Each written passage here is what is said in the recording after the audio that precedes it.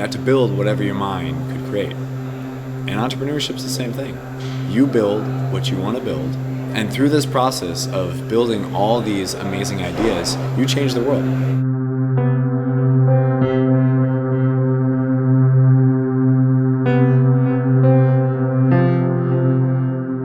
The spirit of entrepreneurialism is ideas. You get an idea and it's a intangible impulse, and then you bring together the people and the resources that you need to actually make that into something tangible and real.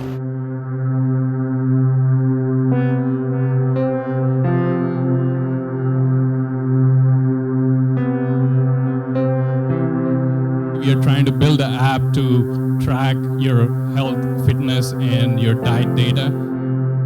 Labels you see on art only have the name, maybe the medium, and a price tag on it.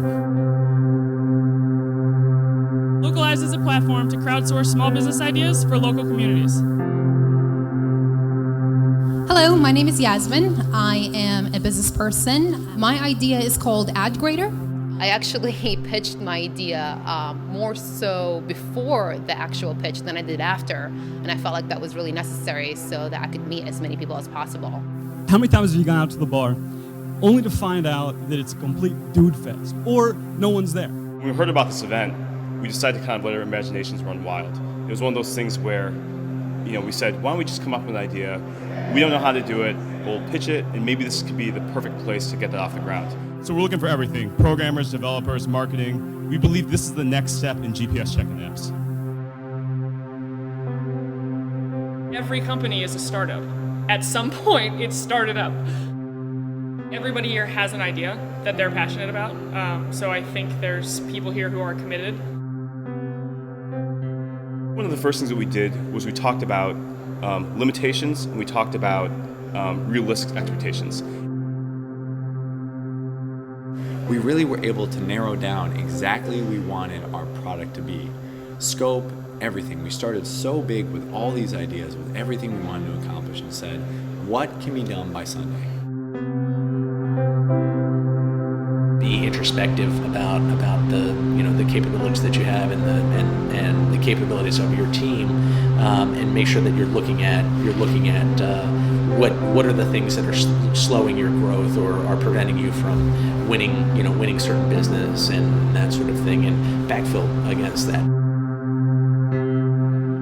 Tomorrow is sort of get our prototype up, ready, talk to the people we need to talk to get the permission and get the real data, and then Sunday is sort of our how do we pitch this the best way humanly possible day. So tomorrow is build it, Sunday is pitch it.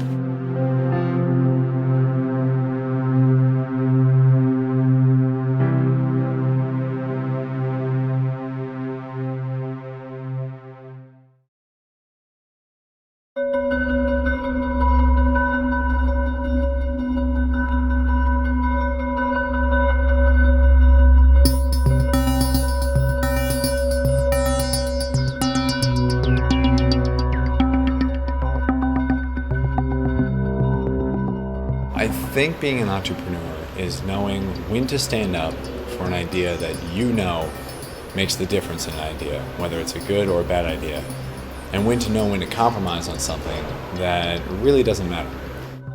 We're a little behind on the data we plan to collect. Sort of the rain is messing us up, and it's taken a little bit longer to get our logo and all that stuff up so that we can actually go public. It's sort of started out as a marketplace for ideas, and I think it still is founded in that, but now it's sort of a on point, at a vacancy in your town, log on and tell your community, vote for what that storefront should be, and then you sort of use that data in powerful ways. What we wanted to do is create a way for people to see a snapshot of what the venue they were going to ahead of time. We've all been in a situation where you're looking to go out, you text ahead to a buddy who's already there, or to a girlfriend that's already there saying, is it lame, is it cool, should I even come out? This does that for you by providing a snapshot, so you can kind of make a decision ahead of time without needing to rely on a friend already being there. So at the beginning, we heard these two pitches of similar ideas to our own, and instead of competing against them, we said, hey, join our team.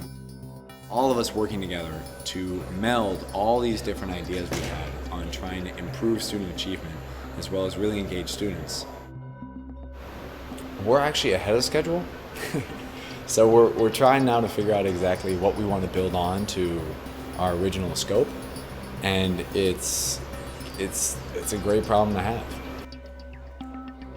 We had to figure out exactly what we were going to build by the end of the weekend, which is going to be very different from the long-term vision. So it was interesting dissecting it and seeing what the minimal product is or what it should be when we launch it. So it's been an interesting ride. We're definitely behind. So we're scaling down what we decided to build so that we can have something to show on Sunday night. I think everyone's worried about sort of the questions we'll get asked, if someone were to hand us $100,000 tomorrow, as opposed to how can we build this the best way for tomorrow. But I think we'll be in a better position in a couple hours. Understanding what your team's abilities and limitations are from the very start and knowing how those pieces fit together has been the biggest learning experience today. Yeah, I think if you take where we were last night and compare it to where we are right now, we would say that we've made tons of progress, but it doesn't feel like that. It feels like today we just plodded along and dealt with one issue after the other and spent half an hour dealing with something that seemed trivial. Isn't really relevant to the problem you're trying to solve, and so just sort of keeping that out of the out of the way is just critically important to being successful.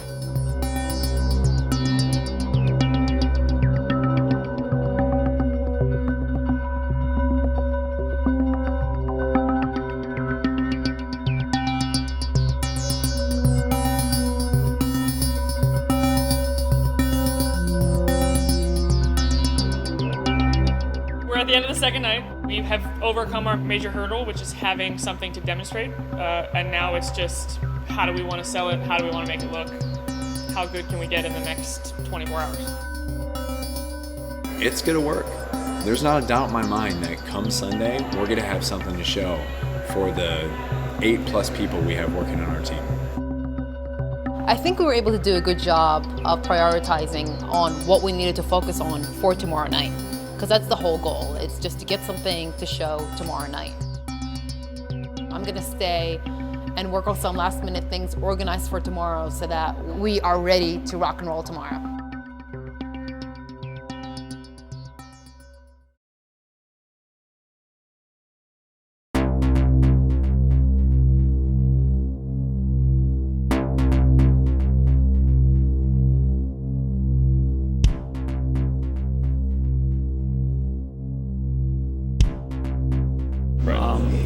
Done a couple different variations. We just got the judging's guidelines emailed to us. Right. So I need to add a few things, and we also were told that it has to be 4 minutes, not 5 minutes. So you have to take out a few I have things. to take out a few things too. So I have some work to do in the next hour and a half. I was writing our pitch and practicing it diligently. It's been like slow motion insanity. We've been on track. We knew what we had to do coming in here. The biggest part of today is the pitch. Realistically, we get 4 minutes to sum up all the work we've done. And so everything we need is to perfection at this point, and now we just got to sell it. And we knew we had to do that coming in today, so. Everybody was working on getting the site up on the server. We're definitely doing everything at the last minute.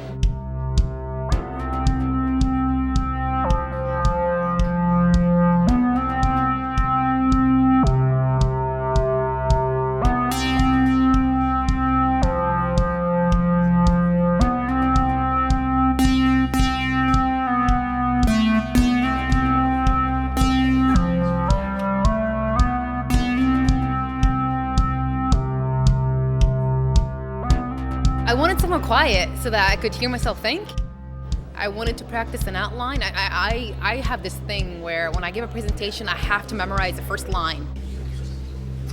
There are currently 114 million blogs on the internet that advertise in some fashion. Working paycheck to paycheck.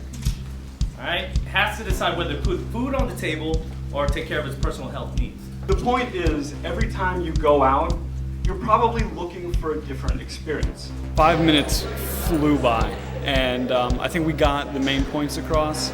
It would have been great to get every single thing we wanted in there, but I think overall we got the point across. So, walk by said storefront, type in a code to the property number, and vote. And we're going to offer a rebate program to stimulate growth.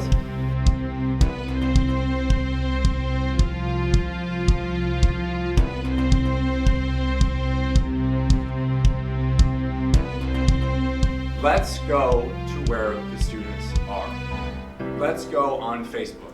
A pitch really comes from the heart, and I think that this pitch definitely came right from there. And let's create an application that puts students, the school, the teachers, the administrators, the community, and the parents safely on Facebook. No matter how great the technology is, unless you have good people that are helping you to execute on it, you're just never going to be successful. You're never going to be able to grow the business. The judges, they had this crazy metrics, they had charts and numbers, and then they brought in the hard factor, and there was a lot of discussion there. So from all the teams that they had, it actually turns out that third place, they couldn't get around it. There was a tie for third place, and the tie for third place went to Dapperly. Where's Dapperly?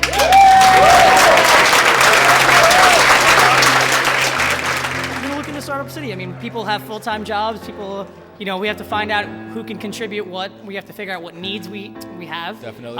We have to figure out what we can do and the best steps to move forward as a team, as individuals, and as a company. And also was Talk Chalk. Talk Chalk tied. We tied for third, and that means we got our LLC covered, and we got $500 as well as 6 months of office space. So I'm delighted.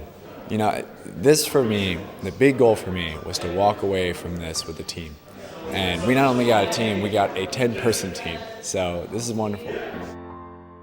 For second place, we had Localized. Is that the name they've come across? Localized? This is the first time I'm actually living it, so I guess I'm just another sleep-deprived, overworked entrepreneur at this point. And the number one team from Baltimore Startup, from the first Baltimore Startup weekend, I'm proud to announce, $2,500, Parking Panda. We talked to some of the judges. They said we got close. Yeah, they said we got close, that we were essentially within the top 7. It's very reassuring to know that we were within the top 7 and that there was just little things we needed to tweak. Overall, we feel like we did a really good job. We're excited. We're actually all going to continue working on it in some form.